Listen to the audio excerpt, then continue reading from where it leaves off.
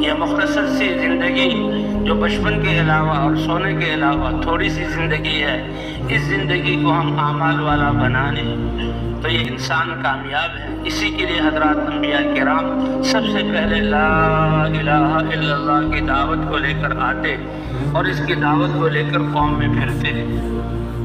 کہتے ہیں کہ جب اللہ تعالیٰ نے اس کائنات کو انسان کی خدمت میں لگایا، کتنی چیزیں نقل و حرکت میں ہیں۔ سورج یہ حرارت اور روشنی لے کر کب سے حرکت کر رہا ہے، یہ ہوائیں فضاؤں میں کیسے لپک رہی ہیں، یہ پانی کیسے کہاں سے کہاں تک بہہ رہا ہے، یہ بادل جو چل رہے ہیں، یہ جتنی چیزیں بھی انسانوں کے فائدے کی چیزیں لے کر چل رہے ہیں اور انسانوں کی زندگی کا بقا ان پر موقوف ہے، ان کی حیثیت اس اللہ کے پیغام کے مقابلے میں کچھ نہیں جو انبیاء اور دین کی محنت والے اس پیغام کو لے کر دنیا میں چلتے ہیں۔ اس لیے حضور نے فرمایا میں دنیا کی زندگی میں کو خوشگوار بنانے کی کیسے کوشش کروں اور یہاں مزے والی زندگی گزارنے کی کیسے محنت کروں، جبکہ میرے سامنے ہے کہ سور والے فرشتے نے سور کو منہ میں لیا ہوا ہے، اللہ کے حکم کی طرف جو ہے اس کے کان لگے ہوئے ہیں۔ جب ایک اللہ کہنے والا یہ ختم ہو جائے گا پھر اللہ دنیا کی بساط کو لپیٹ دیں گے، اس کو حکم فرمائیں گے اور سور کے پھونکنے سے ساری دنیا کو ختم کر دیں گے اور دوبارہ سور پھونکنے سے پھر انسانوں کو زندہ کیا جائے گا۔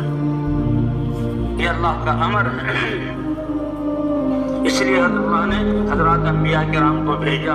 انبیاء کرام اللہ کے پیغام کو لے کر انسانوں کی طرف اترتے تھے اور اپنے قوموں کی طرف آتے تھے۔ یہ سارے انسان چیزوں کے بنانے کی محنت کر رہے ہیں اور چیزوں کے بننے میں کامیابی نہیں جب تک کہ ان کو استعمال کرنے والا انسان صحیح نہ ہو۔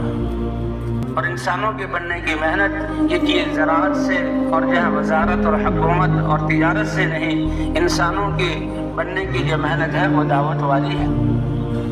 حضرات انبیاء کرام اپنی اپنی قوموں کے ہمدرد اور خیر خواہ بن کر اللہ کا یہ پیغام لے کر اترتے تھے، تو اس پیغام کو لے کر چلنا یہ سب سے بڑی عظیم نقل و حرکت ہے اس کائنات کی۔ اسی پر ساری کائنات کی موقع ہے، جسے مادی اعتبار سے لوگ سمجھتے ہیں سورج نکل رہا ہے، ہوائیں چل رہی ہیں، پانی بہہ رہا ہے، دنیا کا نظام چل رہا ہے، لیکن حقیقت میں جب تک اللہ کا دین ہے اور دین کی حرکت کو لے کر چلنے والے ان کی حرکت موجود ہے، اس پر دنیا کی بھی بقا ہے اور آخرت کی بھی کامیابی ہے۔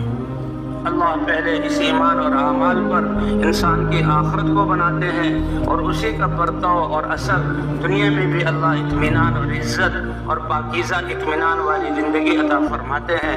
کامیابی کا تعلق اسباب اور اموال اور شکلوں سے نہیں ہے، کامیابی کا تعلق دل کے اطمینان سے ہے اور کامیابی کا تعلق اعمال کے درست ہونے اور اللہ کے راضی ہو جانے سے ہے۔ حضور صلی اللہ علیہ وسلم جب اس دعوت کو لے کر آئے فرمایا لا الہ الا اللہ کہہ دو کامیاب ہو جاؤ گے۔ عربی کا لفظ ہے فلا تفلحوا۔ مؤذن بھی کہتا ہے آؤ نماز کی طرف، حی علی الصلاۃ حی علی الفلاح، کامیابی کی طرف آ جاؤ۔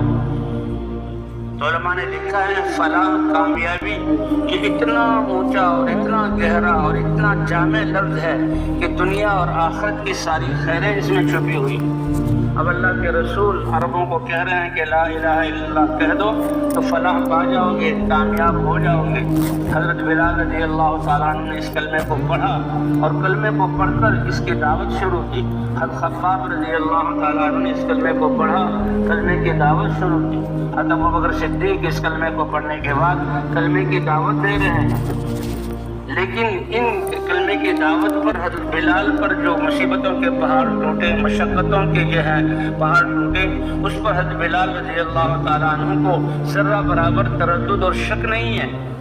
یہ آ کر شکایت نہیں کی کہ اے اللہ کے رسول آپ نے تو کامیابی کا وعدہ کیا تھا اور یہ ہمیں جہاد دلایا تھا اور ہمیں تکلیفیں ہو رہی ہیں، بلکہ بلال کو یہ یقین ہے کہ میں کامیاب ہوں۔ کیوں؟ اس لیے کہ یہ سب کچھ جو تکلیفیں پیش آ رہی ہیں یہ اللہ کے امر کی وجہ سے۔ اللہ کے امر کے لیے ہماری جان کا لگنا، ہمارے مال کا لگنا، ہمارے جذبات کا قربان ہونا، یہ ہے کامیابی۔